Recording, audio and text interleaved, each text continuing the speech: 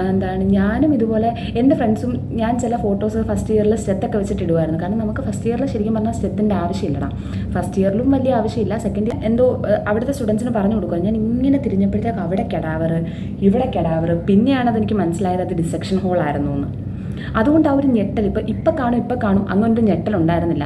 Direct ചാടി കയറി കണ്ട് അത്രേ ഉണ്ടായിരുന്നുള്ളൂ. അപ്പോൾ അതാണ് എൻ്റെ ഫസ്റ്റ് കെടാവറിനെ കണ്ട എക്സ്പീരിയൻസ്.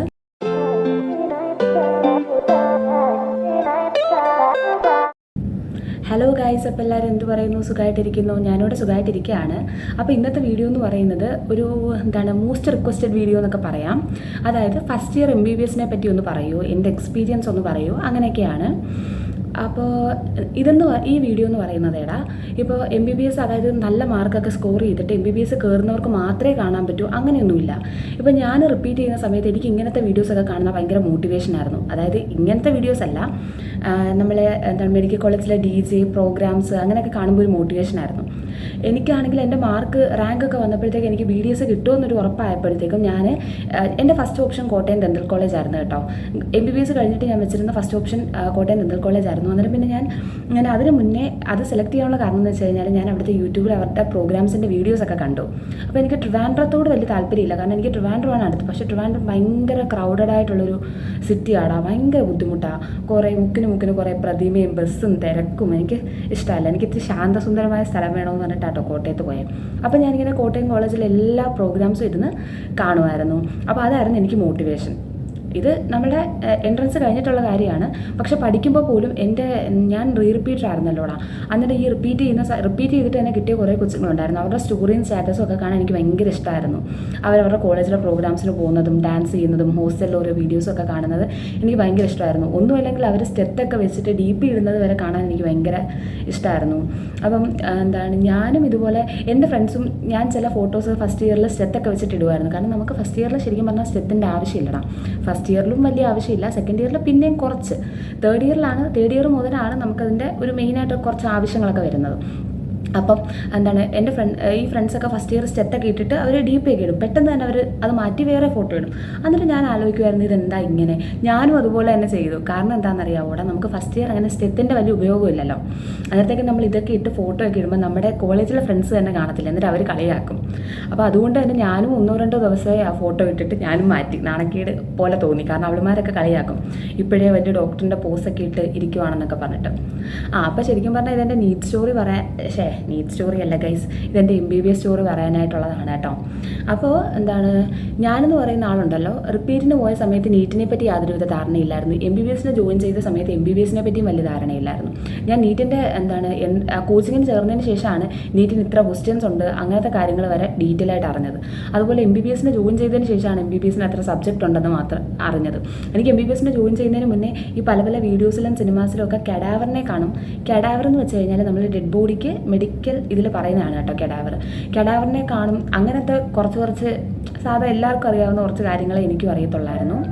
അപ്പോൾ നമ്മുടെ ഫസ്റ്റ് ഇയറിൽ അനാട്ടമി ഉണ്ട് കേട്ടോ. അനാട്ടമി എന്ന് പറയുന്നത് നമ്മൾ കെഡാവറിലെ ഡെഡ് ബോഡിയൊക്കെ തൊടും, ഡെഡ് ബോഡിയിലെ പല ഓർഗൻസും നമ്മൾ പിടിക്കും. എൻ്റെ കയ്യിൽ ആ ഫോട്ടോസൊക്കെ പഴയ ഫോണിലായിരുന്നു, എൻ്റെ കയ്യിൽ മിസ്സായി. പക്ഷേ എവിടെന്നെങ്കിലും കിട്ടുവാണെങ്കിൽ ഞാൻ കുറച്ച് ഫോട്ടോസും കൂടെ നിങ്ങളെ കാണിക്കാം. അതായത് ലിവറിൻ്റെയും കെഡാവറിലുള്ള ലിവറിൻ്റെയും ഹാർട്ടിൻ്റെയും ഒക്കെ കുറച്ച് ഫോട്ടോസ് കാണിക്കാം. അപ്പം അങ്ങനെ ശരിക്കും പറഞ്ഞാൽ ഈ എല്ലാവർക്കും കുറച്ച് പേടിയുള്ള കൊച്ചുങ്ങളൊക്കെ കാണുമല്ലോ. എനിക്ക് ശരിക്കും പറഞ്ഞാൽ ഉണ്ടല്ലോ പേടിക്കേണ്ട ഒരു അവസരം വന്നില്ല എന്ന് തന്നെ പറയാം. കാരണം ഞാൻ കെഡാവറിൻ്റെ ഫസ്റ്റ് ടൈം കാണുന്നത് ഇവിടെ വെച്ചിട്ടല്ല. ഞാൻ പറഞ്ഞിട്ടുണ്ടായിരുന്നല്ലോ നിങ്ങളോട്, എനിക്ക് സെക്കൻഡ് അലോട്ട്മെൻറ്റിൽ കിട്ടിയത് സെക്കൻഡ് അലോട്ട്മെൻറ്റിൽ എനിക്ക് BDS കിട്ടിയത് കോട്ടയം ഡെൻ്റൽ കോളേജിലായിരുന്നു. തേർഡ് അലോട്ട്മെൻറ്റിലാണ് ഞാൻ ഇവിടെ വരുന്നത്. ഫസ്റ്റ് അലോട്ട്മെൻറ്റിൽ എനിക്ക് ആയുർവേദമായിരുന്നു കിട്ടിയത്, ട്രിവാൻഡ്രം ആയുർവേദ കോളേജിൽ. അതും കൂടെ കൊണ്ടാട്ടോ ട്രിവാൻഡ്രത്ത് അഡ്മിഷൻ എടുക്കാൻ പോയതുകൊണ്ടാണ് ഞാൻ BDSന് ട്രിവാൻഡ്രം വെക്കരുതെന്നുള്ള ആ ഒരു ഇതിലെത്തിയത്. ഓപ്ഷൻ മാറ്റി കൊടുത്തതിൻ്റെ കാരണം തന്നെ അതാ. അപ്പോൾ ഗൈസ് അങ്ങനെ അന്നേരം എനിക്ക് അവിടെ ആയിരുന്നല്ലോ അഡ്മിഷൻ കിട്ടിയത്. അപ്പോൾ ഞാൻ അവിടുത്തെ ഫീമെയിൽ റെപ്പായിരുന്നു. അവിടെ 2 ആഴ്ച ക്ലാസ് ഉണ്ടായിരുന്നു കേട്ടോ. അവിടുത്തെ 2 ആഴ്ച ക്ലാസ് കഴിഞ്ഞിട്ടാണ് എനിക്ക് ഇവിടെ അലോട്ട്മെൻ്റ് ആയിട്ട് ഇങ്ങോട്ട് വന്നത്. അപ്പോൾ നമ്മൾ അവിടെ BDS എന്ന് പറയുമ്പോഴത്തേക്കും കോട്ടയം ഡെൻ്റൽ കോളേജിൽ രാവിലത്തെ 1 അവർ ക്ലാസ് നമുക്ക് കോട്ടയം ഡെൻ്റൽ കോളേജിലായിരിക്കും. അത് കഴിഞ്ഞിട്ട് 2 മണിക്കൂർ ക്ലാസ് കോട്ടയം മെഡിക്കൽ കോളേജിലായിരിക്കും. അതായത് നമ്മൾ ഡെൻ്റൽ കോളേജിൽ നിന്ന് മെഡിക്കൽ കോളേജിലോട്ട് പോകും. മെഡിക്കൽ കോളേജിലോട്ട് പോയിട്ട് നമ്മൾ അവിടുത്തെ ടീച്ചേഴ്സിൻ്റെ കോൺടാക്ട് നമ്പേഴ്സൊക്കെ നമുക്ക് റെപ്പുമാരുടെ കയ്യിൽ തരും. എന്നിട്ട് നമ്മൾ അവരോട് വിളിച്ച് ചോദിക്കണം ഡിപ്പാർട്ട്മെൻറ്റും കാര്യങ്ങളും ടീച്ചേഴ്സ് അവൈലബിൾ ആണോ അങ്ങനെയൊക്കെ നമ്മൾ വിളിച്ചൊക്കെ ചോദിക്കണം. അന്നേരത്തേക്കും ഞാൻ ഇതുപോലെ ഞങ്ങൾ വിളിച്ചിട്ട് മാം പറഞ്ഞു സെക്കൻഡ് ഫ്ലോറിലോട്ട് വരാനായിട്ട് പറഞ്ഞു. എനിക്കും എൻ്റെ ഒരു കോറപ്പുണ്ടായിരുന്നു അനന്തു, അവനും ഞാനും കൂടെ ഇങ്ങനെ പോവുകയാണ്. എന്നിട്ട് മാം പറഞ്ഞു സെക്കൻഡ് ഫ്ലോറിലോട്ട് വരാൻ പറഞ്ഞു ഞങ്ങളോട്. അപ്പം എന്തുവാന്നൊന്നും അറിയത്തില്ല, അനാട്ടമിയുടെ ക്ലാസ് ആണെന്ന് അറിയാം. ഞാൻ വലിയ കാര്യമായിട്ട് സെക്കൻഡ് ഫ്ലോറിലോട്ട് അങ്ങ് നടന്ന് മാം അവിടെ നിൽക്കുന്നതും കണ്ട് ഞാൻ എന്നിട്ട് മാം ഇത്തിരി ദൂരെ മാറിയാണ് നിൽക്കുന്നത്, ഒരു വലിയ ഹാളാണ്. ഞാൻ അതിനകത്തോട്ട് കയറി മാം ഞങ്ങളെ കണ്ടില്ല. മാം ഇങ്ങനെ എന്തോ അവിടുത്തെ സ്റ്റുഡൻസിന് പറഞ്ഞു കൊടുക്കുക. ഞാൻ ഇങ്ങനെ തിരിഞ്ഞപ്പോഴത്തേക്ക് അവിടെ കെടാവർ, ഇവിടെ കെടാവർ. പിന്നെയാണ് അതെനിക്ക് മനസ്സിലായത് അത് ഡിസെക്ഷൻ ഹോളായിരുന്നു എന്ന്. അതുകൊണ്ട് ആ ഒരു ഞെട്ടൽ ഇപ്പം കാണും അങ്ങനൊരു ഞെട്ടലുണ്ടായിരുന്നില്ല. ഡയറക്റ്റ് ചാടി കയറി കണ്ട് അത്രേ ഉണ്ടായിരുന്നുള്ളൂ. അപ്പോൾ അതാണ് എൻ്റെ ഫസ്റ്റ് കെടാവറിനെ കണ്ട എക്സ്പീരിയൻസ്. പിന്നെ എനിക്ക് പേടിയായിട്ട് വലുതായിട്ട് തോന്നിയില്ലടാ. എനിക്ക് ശരിക്കും പറഞ്ഞാൽ പ്രേതത്തെ പേടിയാട്ടോ, പക്ഷെ ആ ഒരു കെടാവറിനോട് എനിക്ക് പേടിയില്ല. അതെന്താണ് അതിൻ്റെ ഇവിടെ ഭൂരിഭാഗം ആളുകൾക്കും അതാ, ഈ കെടാവറിനെ തൊടാനും പിടിക്കാനൊന്നും പേടിയില്ല, പക്ഷെ എല്ലാവർക്കും പ്രേതത്തെ പേടിയാട്ടോ. ഞാനും അതിലൊരാളാണേ. അപ്പോൾ അങ്ങനെയായിരുന്നു എൻ്റെ ഫസ്റ്റ് കെടാവറിനെ കണ്ട എക്സ്പീരിയൻസ്. അപ്പോൾ ശരിക്കും പറഞ്ഞാൽ അതാണ് ഒരു ഈ ലൈഫിൽ മൊത്തത്തിലൊരു വെറൈറ്റി. ബാക്കിയെല്ലാം സാധാ കോളേജിലൊക്കെ പോലത്തെ കാര്യങ്ങളെ ഉള്ളതാണ്. അപ്പോൾ അതാണ് കെടാവറിനെ കണ്ട എക്സ്പീരിയൻസ്. പിന്നെ ഫുള്ള് പഠിക്കുന്ന എക്സ്പീരിയൻസേ ഉള്ളൂ ഗൈസ്. ഞാൻ എത്ര ബുക്സ് ഫസ്റ്റ് ഇയർ ഉണ്ടെന്നൊന്ന് കാണിച്ചു തരാം. എൻ്റെ ഒരു ബുക്ക് വീട്ടിലാണ് കേട്ടോ, ന്യൂറോ അനാട്ടമിയുടെ ഒരു ടെക്സ്റ്റ്. അതൊഴികെയുള്ളത് ഞാൻ കാണിച്ചു തരാം. ദൈവമേ, പൊക്കാൻ തന്നെ പാടാണ് ഗൈസ്. എല്ലാം കൂടെ എനിക്ക് പൊക്കാൻ പറ്റുമെന്ന് പോലും അറിഞ്ഞുകൂടാ. കണ്ടാ നിങ്ങൾ, ഇത്രയും ടെക്സ്റ്റ് ഉണ്ട് ഫസ്റ്റ് ഇയർ. ഇത്രയും ടെക്സ്റ്റ് നമുക്ക് പഠിക്കാനുണ്ടടാ. കണ്ടോ, ഒരു ടെക്സ്റ്റും കൂടെ ഉണ്ട്, അത് വീട്ടിലാണ്. അപ്പോൾ ഞാൻ ഓരോന്നായിട്ട് നിങ്ങൾക്ക് കാണിച്ചു തരാം. ഇത് ഹിസ്റ്റോളജി. ഓ എടാ, ഞാൻ ഫ്രണ്ട് ക്യാമിലാണ് ഇത് എടുക്കുന്നത്. അന്നേരം ഞാനത് ബാക്ക് ക്യാമിലേക്കാക്കി കാണിച്ചു തരാം നിങ്ങൾക്ക്. അപ്പോൾ ഗൈസ്, ഇതാണ് നമ്മുടെ ഹിസ്റ്റോളജിയുടെ ടെക്സ്റ്റ്. ഇത് അനാട്ടമിയുടെ പാർട്ടാണ് കേട്ടോ. അത് കഴിഞ്ഞിട്ട് ഇനി അനാട്ടമിയുടെ ഓരോ ടെക്സ്റ്റായിട്ട് ഞാൻ കാണിച്ചു തരാം. അപ്പോൾ ഇതാണ് അപ്പർ ലിംബ്, തൊറാക്സ്. അത് കഴിഞ്ഞിട്ട് നമ്മൾ പഠിക്കുന്നത് അബ്ഡമൻ, ലോവർ ലിംബ്. അത് കഴിഞ്ഞിട്ട് ഹെഡ് ആൻഡ് നെക്ക്, ബ്രെയിന്, അനാട്ടമിയുടെ തന്നെ ഹ്യൂമൻ എംബ്രിയോളജി. അപ്പോൾ ഇത്രയും ടെക്സ്റ്റാണ് അനാട്ടമിക്ക് മാത്രം ഉള്ളത്. ഒരു ടെക്സ്റ്റും കൂടെ ഉണ്ട്, ന്യൂറോ അനാട്ടമി. അപ്പോൾ embryology, head and neck, abdomen and lower limb, upper limb and thorax, histology. ഇത്രയാണ് ഗൈസ് അനാട്ടമി മാത്രം. അപ്പോൾ ഗൈസ് അനാട്ടമി അത്രേ ഉള്ളൂ. ഇതാണ് ഫിസിയോളജിയുടെ ടെക്സ്റ്റ്.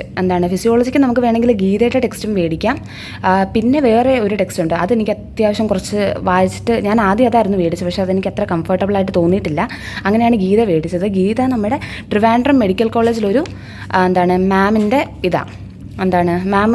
മാമാണ് ഇതിൻ്റെ ഓതർ. അപ്പോൾ ശരിക്കും പറഞ്ഞാൽ ഇത് ഞാൻ ട്രിവാൻഡ്രത്തുനിന്ന് മേടിച്ചതാണ്, അമ്മ മേടിച്ച് തന്നതാണ്. അന്നേരം ഇത് സെക്കൻഡ് ഹാൻഡ് ആണ് guys. Second hand text book കിട്ടത്തില്ല, കാരണം ഞാൻ ഫസ്റ്റ് ചാടി കയറി മറ്റേ ടെക്സ്റ്റ് മേടിച്ച് പോയല്ലോ. അപ്പോൾ അതുകൊണ്ട് ഇത് മേടിച്ച് അങ്ങനെ. ഇതാണ് ഗീത, ഫിസിയോളജിയുടെ ടെക്സ്റ്റാണ് കേട്ടോ. പിന്നെ ഇതാണ് ബയോ കെമിസ്ട്രി. ഇതിൻ്റെ ഫ്രണ്ട് പേജ് ഞാൻ തിന്നതല്ല ഗൈസ്, പഠിച്ച് എവിടെയോ ഇളകി പോയതാണ്. ശരിക്കും ഞാൻ പഠിക്കുന്ന സമയത്തൊക്കെ ഉണ്ടല്ലോ ഗൈസ്, ഈ ടെക്സ്റ്റിന് കവർ പേജ് ഉണ്ടായിരുന്നേ. ഇത് ഇന്നലെ ഞാൻ പറഞ്ഞില്ലേ റൂം ഷിഫ്റ്റിംഗ് നടക്കുകയാണെന്ന്. അന്നേരം റൂം ഷിഫ്റ്റിംഗ് നടന്ന് ഞാൻ ഇത് നമ്മളുടെ ഈ കബോർഡ് കണ്ടോ, ആ കബോർഡിൻ്റെ മുകളിലത്തെ സ്പേസ് ഇല്ലേ, അതുപോലുള്ള സ്പേസിൽ അടുക്കി വെച്ചിരുന്നതായിരുന്നു എൻ്റെ ടെക്സ്റ്റ്. പക്ഷേ എടുത്തപ്പോഴെന്തോ പറ്റിയതാണ് ഇത്, ഫ്രണ്ട് പേജ് ഇളകിപ്പോയി. ഇതൊക്കെ നമ്മൾ പിന്നെ പഠിക്കുന്നതിൻ്റെ ഗുണം കൊണ്ട് ഇളകിയതാണ് കേട്ടോ. ശരിക്കും ഞാൻ പഠിക്കുന്ന സമയത്ത് ഇത്രയും പ്രശ്നമില്ലായിരുന്നു, കഷ്ടമായിപ്പോയി. അങ്ങനെ ഫ്രണ്ട് പേജ് കിട്ടിയത് പോലും ഇല്ല ഗൈസ്. അപ്പോൾ അതങ്ങനെ. എനിക്കിത് എൻ്റെ വീട്ടിലൊരു കുഞ്ഞ് ലൈബ്രറി ഉണ്ട്. അപ്പോൾ അവിടെ ഇങ്ങനെ സെറ്റ് ചെയ്ത് വെക്കാനൊക്കെ ഇഷ്ടമാണ്. അപ്പം ഫസ്റ്റ് ഇയറിൻ്റെ ടെക്സ്റ്റ് ബുക്കൊക്കെ കണ്ടല്ലോ, വളരെ നിസ്സാരപ്പെട്ട കാര്യങ്ങളെ പഠിക്കാനുള്ളൂ ഗൈസ്. കണ്ടല്ലോ, വളരെ സിമ്പിളാണ് പഠിക്കാനും. എൻ്റെ പൊന്നു ഗൈസ്, നമുക്ക് 100 മാർക്കിലാണ് എക്സാം, അതിൽ 50 മാർക്ക് മേടിക്കണം പാസ്സാവാൻ. മറ്റേ നമ്മൾ സ്കൂളിലൊക്കെ പഠിക്കുന്ന സമയത്ത് 100ൽ എന്തോ 25 28 എങ്ങാണ്ടല്ലേ ഉണ്ടായിരുന്നുള്ളൂ പാസ് മാർക്ക്. അത് പിന്നെ നമുക്ക് കിട്ടുമെന്നുള്ള കാര്യത്തിൽ ഡൗട്ടും ഇല്ല, പാസ്സാക്കി വിടുമല്ലോ. ഇതെന്ന് പറയുന്നത് ഇവിടെ 50 പഠിക്കണമെങ്കിൽ നമ്മൾ ഡിസ്റ്റിങ്ഷൻ ലെവലിൽ, അതായത് ഇപ്പോൾ നമ്മൾ നീറ്റിന് ഫസ്റ്റ് റാങ്ക് കിട്ടുന്ന രീതിയിൽ പഠിച്ചാലേ ഇവിടെ 50 കിട്ടത്തുള്ളൂ. ഒരറ്റം മുതൽ ഒരറ്റം വരെ പഠിക്കണോടാ. സീന. അപ്പം അതൊക്കെ നിങ്ങൾ സ്വന്തമായിട്ട് എക്സ്പീരിയൻസ് ചെയ്ത് മനസ്സിലാക്കുക. അപ്പോൾ ഇതാണ് നീറ്റിൻ്റെ ബുക്സിൻ്റെ സ്റ്റോറി. പിന്നെ ഫിസിയോളജി എന്നൊക്കെ പറയുന്നത് നമ്മൾ നീറ്റിന് മറ്റേ എക്സ്ക്രീഷൻ ഡൈജഷനൊക്കെ പഠിക്കത്തില്ലേ, അതുപോലെ തന്നെ നമ്മളുടെ ഓരോ അങ്ങനത്തെ കാര്യങ്ങളാണ്. ബയോകെമിസ്ട്രി എന്ന് പറയുമ്പോഴത്തേക്കും നമ്മുടെ ക്രബ് സൈക്കിള് അങ്ങനത്തെ കുറച്ച് നമ്മൾ കാർബോഹൈഡ്രേറ്റ്, ഫാറ്റ്, പ്രോട്ടീന് അങ്ങനത്തെ കാര്യങ്ങളാണ് പഠിക്കുന്നത്. ഫിസിയോളജി എന്ന് പറയുമ്പോൾ ഓരോ പ്രോസസ്സൊക്കെയാണ് നമ്മൾ പഠിക്കുന്നത്. ഇപ്പോൾ ഡൈജഷന്, എക്സ്ക്രീഷന് അങ്ങനത്തെ അങ്ങനത്തെ കാര്യങ്ങൾ. പിന്നെ ലോക്കോമോഷനൊക്കെ പഠിക്കുന്നുണ്ട്, മസിൽ ഫൈബേഴ്സ് അതെല്ലാം ഇവിടെ ഉണ്ട്.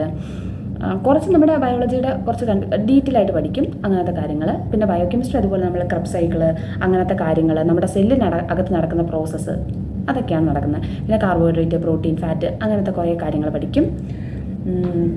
ശരിക്കും പറഞ്ഞാലുണ്ടല്ലോ, ഇത് പഠിക്കുന്ന സമയത്ത് നല്ല ഇതായിരിക്കും, പക്ഷേ ഇത് കഴിഞ്ഞിട്ട് അടുത്ത ഇയർ കഴിയുമ്പോഴത്തേക്ക് നമ്മൾ ഏകദേശം എല്ലാം മറന്നു പോകും. ഇവ തന്നെ എന്തൊക്കെ ഉണ്ടെന്ന് പെട്ടെന്ന് നിങ്ങളോട് പറയാൻ വേണ്ടിയിട്ട് ഇതാക്കിയപ്പോൾ തന്നെ ഞാൻ മറന്നുപോയി. അപ്പോൾ അങ്ങനെ സെക്കൻഡ് ഇയർ വീഡിയോ ഒന്നും വേണ്ടി വരത്തില്ലടാ, നിങ്ങൾ ആ ഒരു ഫ്ലോയിൽ അങ്ങ് പൊക്കോളും. നമുക്ക് ഫസ്റ്റ് ഇയറിനെ പറ്റി ഏകദേശം ഒരു ഐഡിയ വേണ്ടതായിട്ടുള്ളൂ. അപ്പോൾ ഇത്രയും പോരെ. പിന്നെ മൈക്ക് മേടിക്കുന്ന കാര്യം ഞാൻ പരിഗണിക്കാം കേട്ടോ. മൈക്ക് മാത്രമല്ലടാ, എനിക്ക് ലൊക്കേഷനും പ്രശ്നമാണ്. ഹോസ്റ്റലാകുമ്പോഴത്തേക്കും എപ്പോഴും ആളുകൾ കാണും. പിന്നെ നിങ്ങൾക്ക് ഞാൻ ഈ വിയർത്തൊലിക്കുന്ന കാണുമ്പോഴേ അറിയാമല്ലോ, ഞാൻ ഫാൻ പോലും ഇട്ടിട്ടില്ല. അന്നേരം ഞാനായിട്ട് ചെയ്യുന്ന ഒന്നും കൊണ്ടല്ല ഈ സൗണ്ട്, വെളിയിൽ നിന്നുള്ള സൗണ്ടാണ്. ഞാൻ ഫാന് പോലും ഇടാതാണ് ഇവിടെ ഇരിക്കുന്നത്, അത് ഇത്രയും ചൂടത്ത്, അതാണ് ഇങ്ങനെ വിയർത്തൊലിക്കുന്നത്. അപ്പോൾ മൈക്കിൻ്റെ കാര്യം ഞാൻ ഉടനെ പരിഗണിക്കുന്നതായിരിക്കും, അത് നമുക്ക് ശരിയാക്കാടാ. എന്തായാലും നിങ്ങളിങ്ങനെ ഓരോന്ന് പറയുന്നത് എൻ്റെ വീഡിയോസ് ഇനിയും കാണണമെന്ന് നിങ്ങൾക്ക് ഇഷ്ടമുള്ളത് കൊണ്ടാണെന്ന് മനസ്സിലാക്കുമ്പോൾ തന്നെ എനിക്ക് നല്ല സന്തോഷമുണ്ട്. അപ്പോൾ എന്തായാലും നമ്മൾ അത് പരിഗണിക്കുന്നതായിരിക്കും. അപ്പം ശരിയടാ, ഇതൊരു കൊച്ചു വീഡിയോ ആണ്. അപ്പം എല്ലാവരും നന്നായിട്ട് അടിപൊളിയായിട്ടൊക്കെ പഠിക്കുക. നമ്മൾ കായലിൽ നിന്ന് കടലിലോട്ടായി ഇറങ്ങുന്നതിനിടയ്ക്കൊന്ന് ഓർക്കുക. അപ്പം അടിപൊളിയായിട്ടിരിക്കുക. ശരിയടാ, ടാറ്റാ. എന്തെങ്കിലും വീഡിയോസൊക്കെ നിങ്ങൾക്ക് വേണമെങ്കിൽ നിങ്ങൾ കമൻറ്റ് ചെയ്യണം കേട്ടോ. അല്ലെങ്കിൽ ഞാനിതുപോലെ എനിക്ക് കുറച്ച് ഓർമ്മ വരുന്ന കാര്യങ്ങളൊക്കെ ആയിട്ടായിരിക്കും വീഡിയോ ചെയ്യുന്നത്. ഇത് പണ്ടപ്പോഴും എനിക്ക് കുറേ എൻ്റെ നീഡ് സ്റ്റോറിയുടെ താഴെ വന്ന കുറച്ച് റിക്വസ്റ്റാണ് ഇതൊക്കെ. അപ്പോൾ നിങ്ങൾ എന്തെങ്കിലുമൊക്കെ വീഡിയോസൊക്കെ വേണമെങ്കിലോ മോട്ടിവേഷനൊക്കെ വേണമെങ്കിലോ നിങ്ങൾ കമൻറ്റ് ചെയ്യുക. എൻ്റെ മോട്ടിവേഷനൊക്കെ കേൾക്കുന്നുണ്ടല്ലോ അല്ലേ, എനിക്ക് ഭയങ്കര സന്തോഷമാണ് നിങ്ങളുടെ കമൻസൊക്കെ കാണുമ്പം ശരിക്കും. അപ്പോൾ ശരിയാടാ, ടാറ്റാ.